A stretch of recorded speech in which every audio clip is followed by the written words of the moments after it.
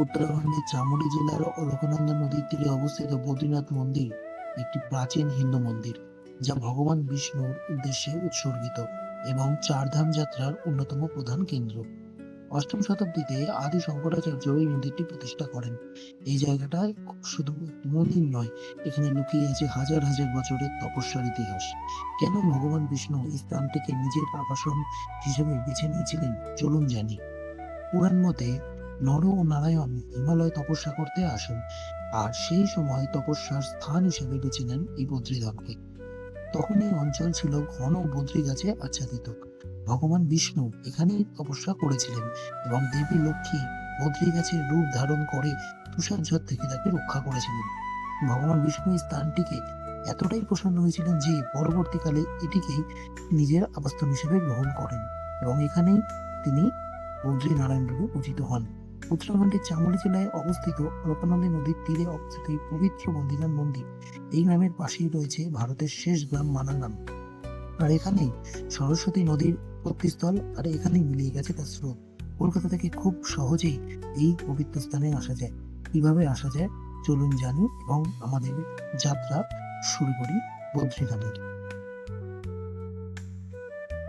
Good morning. आज 12th of May 2026 আর এই মুহূর্তে দাঁড়িয়ে আছি আমি হরিদ্বারের ভারত সেবাশ্রমে। আর এখান থেকে আমি এবার যাব হচ্ছে এবারে আমাদের প্রথম ডেস্টিনেশন বদ্রীনাথ। তো গাড়ি আসছে, গাড়িকে এই মধ্যে ফোন করলাম, বলে 10 মিনিটের মধ্যে আসছে। তো এখন বাজে 3:30, 3:25। তো চলুন নিচে যাই, লাগেজ ফেগেজগুলো নামিয়ে নিচে গিয়ে ওয়েট করি, গাড়ি এলে বেরোবো। বেরোলাম হরিদ্বার থেকে, এখন বাজে রাত 4টে, ভোর 4টেও বলা যায়। তো এখান থেকে প্রথমে যাবো ঋষিকেশ, তারপর ওখান থেকে দেবপ্রয়াগ, কর্ণপ্রয়াগ, রুদ্রপ্রয়াগ হয়ে বদ্রীনাথ। তো চলো আজকের মতো জার্নি স্টার্ট করা যাক।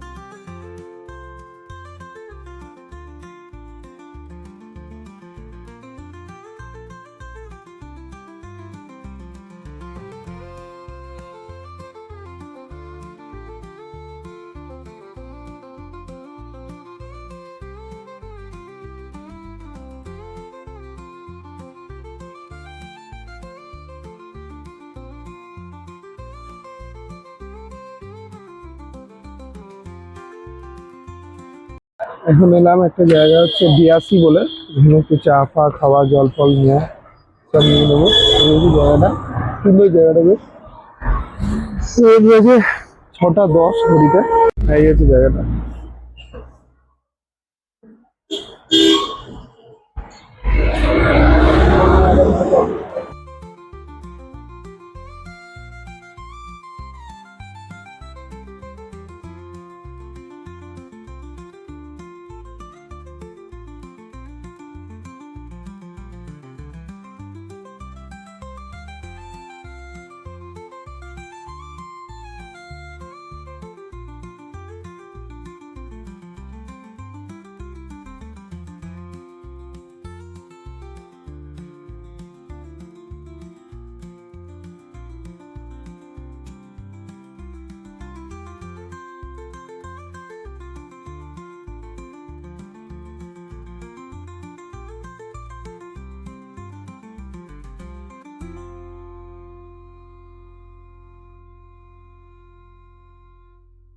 জাস্ট দেবপ্রয়াগ এসে ঢুকলাম, এই যে দেবপ্রয়াগ। বাট এখন এখানে দাঁড়াচ্ছি না, কারণ ফেরার দিন 16 তারিখ আমরা ওই হরিদেবী মন্দিরের সামনে থাকবো, তো তখন আরামসে দেখা যাবে, কারণ এখন নিচে নামলে সময় নষ্ট হয়ে যাবে, এখন আমাদের বদ্রীনাথ পৌঁছাতেই হবে।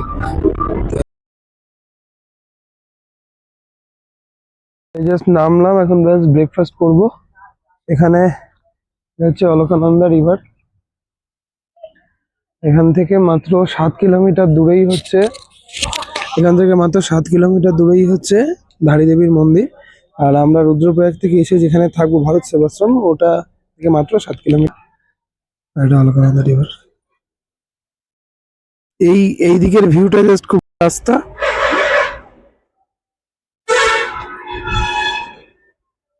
আচ্ছা, এই সঙ্গম স্থলে অলকানন্দা আর পিন্ডার যে গ্লেশিয়ার আছে, পিন্ডার গ্লেশিয়ার থেকে পিন্ডার রিভার এসে দুটো একসাথে মিলেছে, ঠিক আছে? তো এটা হচ্ছে অলকানন্দা আর এটা হচ্ছে পিন্ডার মিলে দুটো একসাথে হয়ে এদিকে সঙ্গম, এই জায়গাটা পার্টিকুলারলি সঙ্গম হচ্ছে।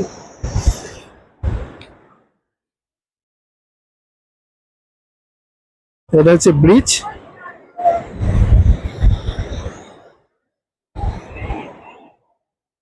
জলের স্রোত দেখুন, শুধু এত কারেন্ট জলে।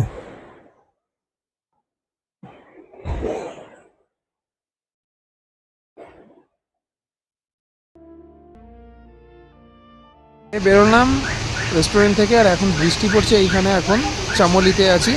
এখন বাজে দুপুর 1:45 বেজে গেছে, 2:10। কারণ এরকম ওয়েদার, এখন ঠান্ডা এখন লাগছে হালকা হালকা, উপরে তো ভালো ঠান্ডা লাগবে আই থিঙ্ক।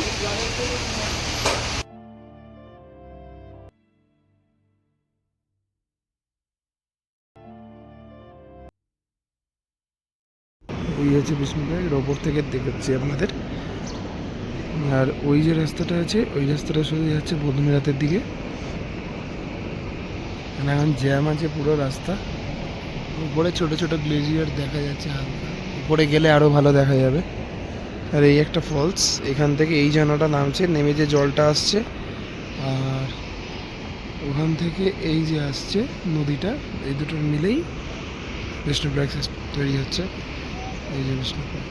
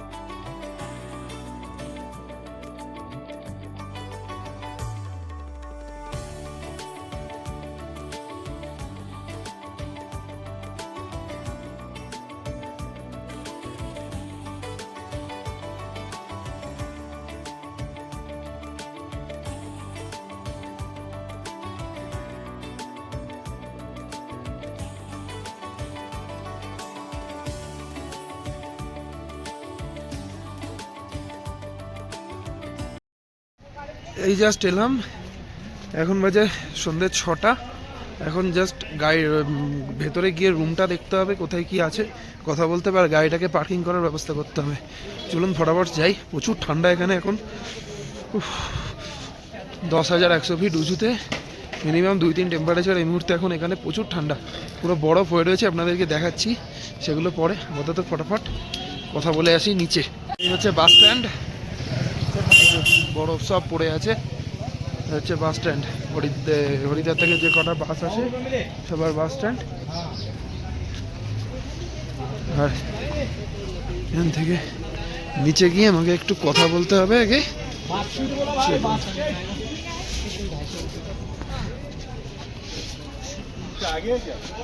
এই রাস্তা, এখান দিয়ে যেতে হবে, আমি দেখেছিলাম। প্রচুর ঠান্ডা।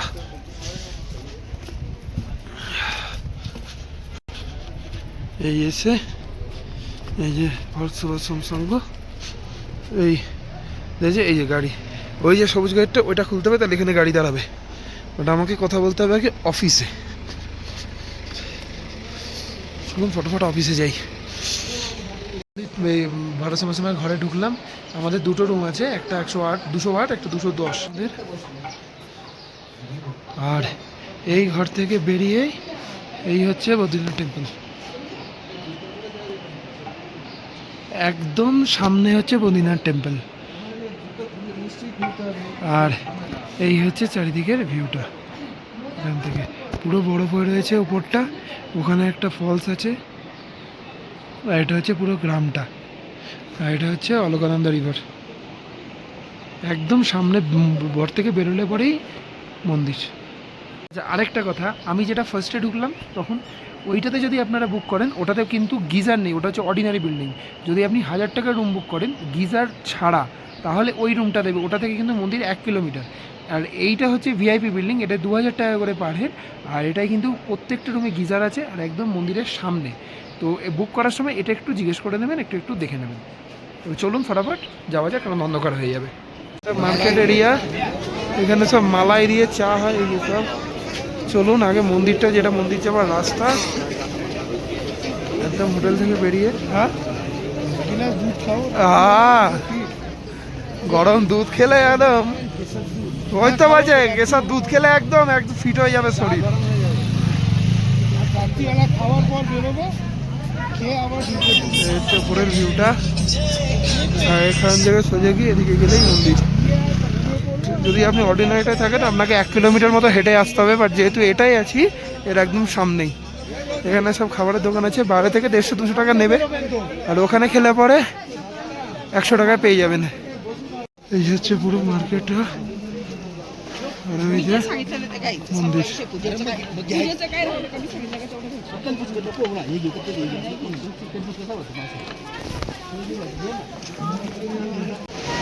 এই হচ্ছে লাইন, এত লাইন দিয়ে এই পুরো দিয়ে তারপর যেতে হবে ওই মন্দির ওখানে। চলুন লাইনে গিয়ে দাঁড়াই। এই যে লাইন নড়ছেও না, মিনিমাম লাইন চলছে তো চলছে, মিনিমাম 15-20 মিনিট লাইন দিয়ে কিন্তু এত তাড়াতাড়ি এখানে চলে এলাম। দাঁড়াতে কিন্তু বেশিক্ষণ হয়নি লাইনে। এই সেই ব্রিজটা যেটা দিয়ে, এই যে ব্রিজটা যেটা দিয়ে এলাম, এরপরে এসে জুতো ফুতো রাখলাম, তো ফটাফট আই থিঙ্ক দর্শন হয়ে যাবে। কিন্তু বেশিক্ষণ ওখানে দাঁড়াতে দেবে না, এটাই হচ্ছে প্রবলেম। মানে এখনও যেহেতু এখনও প্রচুর দর্শনার্থী আছে, ওই জন্য এখানে বেশিক্ষণ দাঁড়াতে দেবে না, ফট করে করে বেরিয়ে যেতে হবে। আর আই থিঙ্ক মন্দিরের ভেতর ফোন নিশ্চয়ই অ্যালাউ নেই। সামনে চলে এসেছি, ওই যে মন্দির, ওই মন্দির উঠেছি মোটামুটি 1.5-2 কিলোমিটার হবে, তারপরে আবার উল্টো পথে 1.5-2 কিলোমিটার আবার হাঁটছি, হেঁটে মন্দিরের কাছে যাব। খুব ভিড়, কিন্তু লাইনটা দাঁড়ায় না, লাইনটা চলতে থাকে।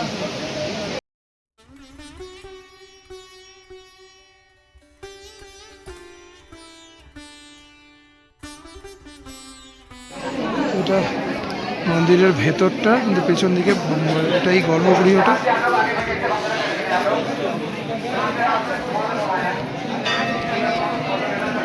এটাই গর্ভগৃহ।